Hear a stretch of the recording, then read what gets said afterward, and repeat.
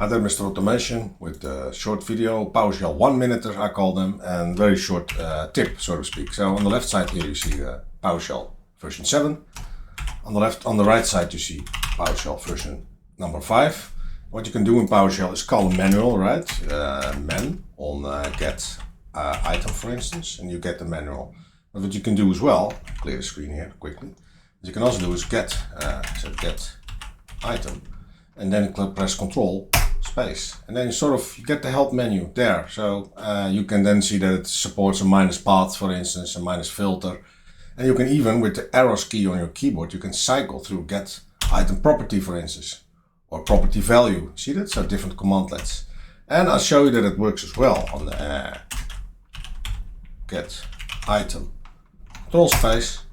And you see the same behavior on PowerShell 7, and this works on all commandlets. So instead of going to the manual or calling the help, you can just type the commandlet and then do control space, and then you sort of have the syntax, the valid syntax for that commandlet. So I think it's very easy.